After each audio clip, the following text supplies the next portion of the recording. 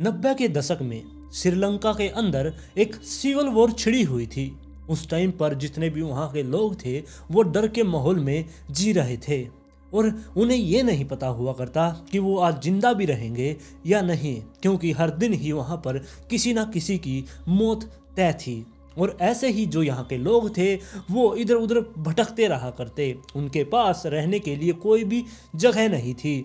वहाँ पर एक समुदाय था, वो समुदाय एक जगह पर टिक कर नहीं रह पा रहा था। उन्हें थोड़े दिन कहीं पर रहना पड़ता, थोड़े दिन कहीं पर। और इन्हीं सभी चीज़ों के चलते हुए 25 नवंबर 1996 को एक लड़की का जन्म होता है जिसका नाम विथ्या था और वो इसी परिवार में पैदा हुई थी। जो ये समुदाय था जो इधर उधर घूमता रहा करता, इस समुदाय के अंदर ये लड़की पैदा हो चुकी थी और बचपन से ही इसे बहुत सारी कठिनाइयों का सामना करना पड़ा, क्योंकि एक तो इसके परिवार के पास कोई भी रहने के लिए जगह नहीं थी। एक जगह से दूसरी जगह पर ये घर बनाते, वहाँ पर रहते और वहाँ पर रहते हुए इन्हें कुछ टाइम होता कि ये सोचा करते कि अब इनका यही घर है, ये यहीं पर रहेंगे। उसी टाइम पर इनको किसी ना किसी मजबूरी में उस घर को छोड़ना पड़ा करता और किसी और जगह पर जाकर इनको नया डेरा डालना पड़ा करता। और ऐसे ही जो ये लड़की थी विथ्या, ये भी बड़ी हो रही थी। फिर इनका परिवार, पूरा का पूरा समुदाय 300 लोगों का सिविल वॉर के अंदर फंस चुका था। इनको कैद कर लिया गया लगभग 1 साल तक। 1 साल तक इनको कैद में रखा गया। इसके बाद इनको रिहा कर दिया गया और इन्हें भेजा गया एक लैंड पर जिसका नाम पनगुडू टीव था। वहीं पर अब इसका परिवार जाके बस चुका था। यहीं पर अब इन्होंने राहत की सांस ली कि अब इनकी ज़िंदगी आगे की अच्छी होगी, ये अपनी बेटी की भी परवरिश अच्छे से कर पाएंगे। और इन्होंने अब विथ्या का वहीं के पास के ही स्कूल में एडमिशन करवा दिया था। ये बहुत ही होनहार बच्ची थी। स्कूल के सभी टीचरों का ऐसा मानना था कि ये बहुत ही ज़्यादा इंटेलिजेंट है और ये आगे चलकर कुछ बड़ा करेगी। ऐसे ही वो बड़ी हो रही थी और साथ में उसे नए लोगों से मिलना भी बहुत ज़्यादा पसंद था। फिर ऐसे ही चलते चलते अब 2015 का टाइम आ चुका था। विथ्या सुबह उठा करती, अपने घर का अपनी माँ के साथ काम करवाया करती, उनका हाथ बटाया करती। घर का काम करने के बाद वो नहा धोकर स्कूल में जाने के लिए तैयार हो जाया करती। और जब वो स्कूल जाया करती उस टाइम पर उसकी 2 दोस्त भी थी जो उसी की गली में रहा करती। वो हमेशा अपनी उन 2 दोस्तों के साथ ही स्कूल तक जाया करती। अगर उन दोनों दोस्तों को कुछ काम वगैरह हो जाया करता तो वो अपने छोटे भाई के साथ स्कूल में जाया करती, उसकी साइकिल पर बैठकर। इसके बाद 13 मई 2015 का दिन आता है। उस दिन जो विथ्या थी वो सुबह उठती है। अब इसके एग्ज़ाम चले हुए थे, एग्ज़ाम की ये तैयारी कर चुकी थी। इसको लग रहा था कि ये एग्ज़ाम बहुत अच्छे देगी और जल्द ही ये एक टीचर बन जाएगी, ये इसका सपना था। अब इसने सुबह उठकर 13 मई के दिन सुबह उठकर नहा धोई ये और स्कूल में जाने के लिए ये वहाँ से निकल चुकी थी। लेकिन जो इसकी फ्रेंड्स थी वो आज स्कूल नहीं जा रही थी, वो बीमार थी। जिसके बाद इसकी माँ ने कहा कि तुम अपने भाई के साथ चली जाओ, लेकिन इसका छोटा भाई तो पहले ही जा चुका था। अब जो विथ्या थी वो अकेली पढ़ चुकी थी, लेकिन इसको एग्ज़ाम देने के लिए स्कूल में जाना था। इसलिए इसने अपनी माँ से अलविदा कहा और अकेले ही ये उस रास्ते पर चल पड़ी। जो इसका स्कूल था वो लगभग 1 मील से थोड़ा सा ज़्यादा ही दूर था।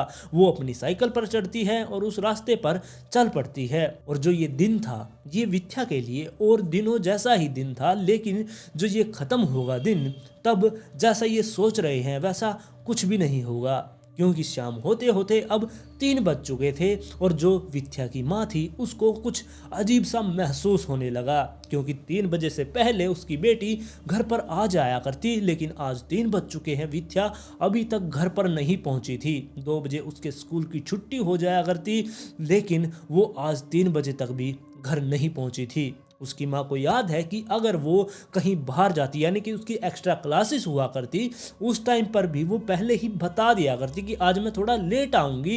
एक्स्ट्रा क्लासेस लगाने के बाद भी वो 3 बजे से पहले ही घर पर लौट आया करती।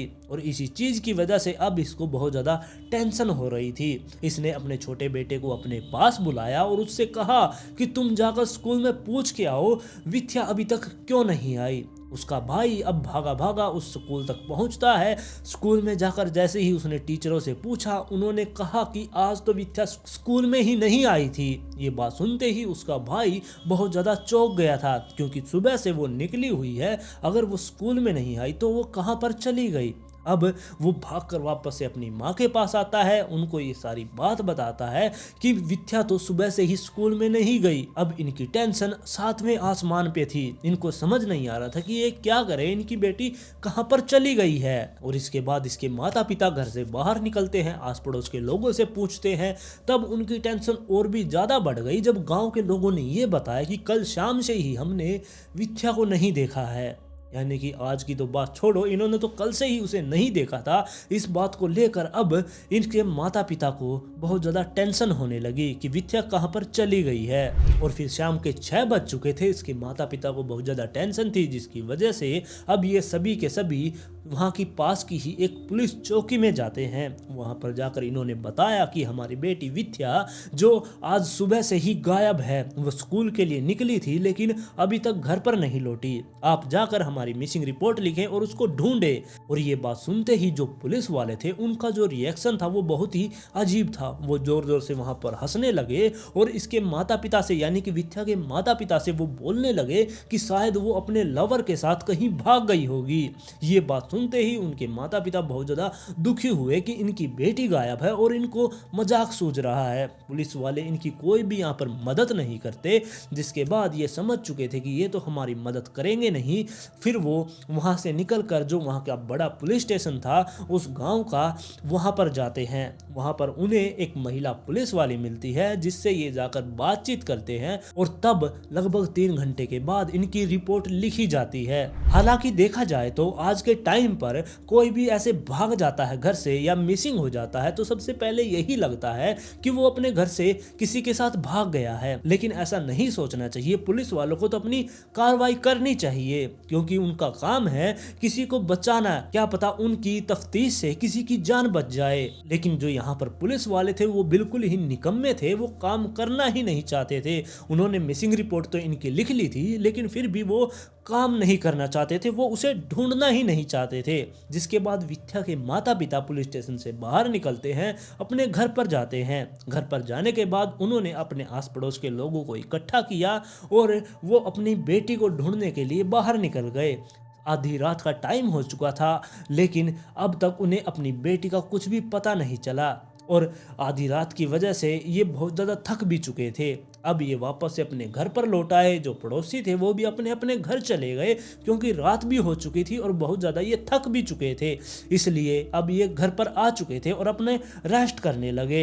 और फिर सुबह 5 बजे जो ये परिवार था विद्या का, ये सुबह 5 बजे उठ जाता है अपनी बेटी को ढूंढने के लिए। और साथ में जो इसका भाई था विद्या का, निशांतम, उसने अपने आसपास के जो उसके दोस्त थे उनको इकट्ठा किया। ये सभी के सभी अब विद्या को ढूंढने के लिए बाहर निकल चुके थे। जो निशांतम था उसने अपने साथ में 2 लोकल कुत्ते भी ले लिए जो वहीं के थे, ताकि वो सूंघकर ये बता सके कि विद्या कहां पर गई होगी। वो कुत्ते के साथ आगे बढ़ते जा रहे थे। उनके घर से लगभग 1-1.5 किलोमीटर दूर जाने के बाद खेतों की तरफ कुत्ते रुककर वहां पर भौंकना शुरू कर देते हैं।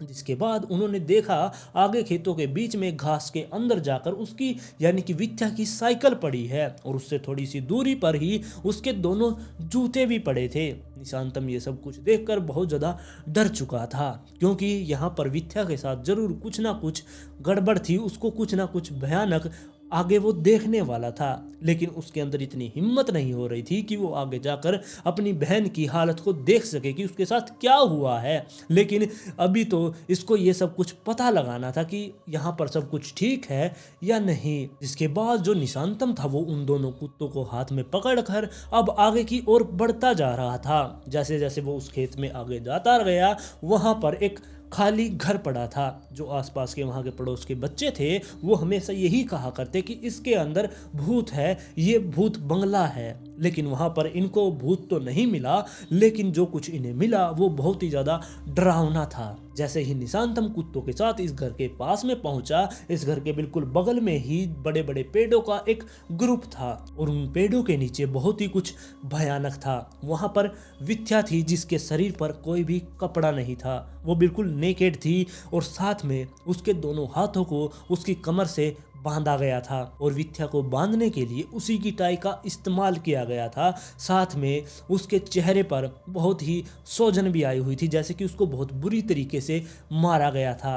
और इससे भी ज़्यादा भयानक तो ये बात थी कि उसके दोनों टांगों को बिल्कुल चौड़ा कर रखा था, उसको बिल्कुल फाड़ रखा था। उसकी दोनों टांगों को रस्सियों से बांधकर एक दूसरे पेड़ के बांध रखी थी और एक दूसरे पेड़ के। इतना भयानक नज़ारा देखकर सब लोगों के दिल दहल चुके थे। हम लोग तो इस बारे में कल्पना भी नहीं कर सकते कि उसने उस टाइम पर कितना ज़्यादा दर्द सहन किया होगा जब उसको ऐसे इतनी भयानक मौत दी गई होगी। अब धीरे धीरे लोगों को इस बारे में पता चलने लगा कि विद्या की लाश मिल चुकी है, जो कि एक पेड़ के नीचे बंधी पड़ी है। धीरे धीरे लोग वहां पर इकट्ठा होने लगे। अब जो बाकी के लोग थे, उसके माता पिता, वो पुलिस स्टेशन में अपने बेटे को भेजते हैं ताकि पुलिस वाले यहां पर आकर अब अपनी कार्रवाई कर सके, क्योंकि उन्होंने पहले तो इनका साथ दिया ही नहीं। क्या पता अब वो आकर इसमें आगे कुछ मदद करे। बेटा भी अब हिम्मत करके, यानी कि निशांतम भी अब हिम्मत करके दोबारा से उसी पुलिस स्टेशन में जाता है और उनको इस बारे में बताता है, लेकिन वो इसकी बातों पर गौर ही नहीं करते, वो कुछ सुनते ही नहीं इसकी। वो बेचारे अब वहाँ पर खड़ा खड़ा इस बारे में सोच रहा था कि ये क्या हमारी मदद करेंगे या नहीं। वो बेचारा काफ़ी देर तक वहीं पर खड़ा रहता है और इसके बाद वो वापस से मुड़ आता है। वहाँ से आने के बाद उसके परिवार वालों को इसने बताया कि पुलिस वाले हमारी कोई भी मदद नहीं करेंगे। जिसके बाद किसी समझदार व्यक्ति ने, अब जो वहाँ का हेड क्वार्टर था, कोलंबो जो श्रीलंका का सबसे बड़ा शहर है, यहाँ पर सबसे बड़ा हेडक्वार्टर भी पुलिस वालों का था। जिसके बाद इन लोगों ने अब कोलंबो में उस पुलिस स्टेशन के अंदर फोन किया और इस सारी घटना के बारे में उन लोगों को विस्तार से बताया। जिसके बाद वहां से अधिकारी अब इस घटना स्थल पर पहुंचना शुरू हो जाते हैं। सुबह लगभग 11 बजे अब अधिकारी इस जगह पर पहुंच चुके थे। जो लोग भी इस चीज को देख रहे थे, सब लोगों के दिल दहल रहे थे। इतना ब्रूटली मर्डर एक लड़की का। पुलिस वालों के आने के बाद इस लड़की को यहाँ से खोला जाता है, इसके घर पर भेजा जाता है। 2 दिन के अंदर पूरी श्रीलंका में ये बात आग की तरफ फैल चुकी थी कि एक लड़की को इतनी बुरी तरीके से मारा गया है पेड़ों के बीच में बांधकर। और 2 दिन के बाद जब इसका अंतिम संस्कार किया गया, उस टाइम पर जो यहाँ का लोकल कब्रिस्तान था, उसके अंदर 1000 से ज्यादा लोग इसको श्रद्धांजलि देने के लिए यहाँ पर इकट्ठा हुए। हालांकि यहाँ पर देखा जाए तो पुलिस वाले अगर इनकी बात उस टाइम पर सुन लेते तो शायद इस लड़की को बचाया जा सकता था। जब इन्होंने अपनी बेटी की मिसिंग रिपोर्ट लिखवाने के लिए वहां उनके पास गए थे, जब वो इनके ऊपर हंसने लगे थे, अगर ये इन पर नहीं हंसते तो शायद इस लड़की को बचाया जा सकता था। और दूसरी तरफ जब ये निशांतम अपनी बहन के बारे में दोबारा से बताने गया था कि उसकी लाश मिल चुकी है, तब भी पुलिस वाले कोई रिएक्ट नहीं करते। पता नहीं ये पुलिस वाले कैसे थे। और इन्हीं सभी चीजों के चलते हुए जो वहां की महिलाएं थी, उनके अंदर में बहुत ज्यादा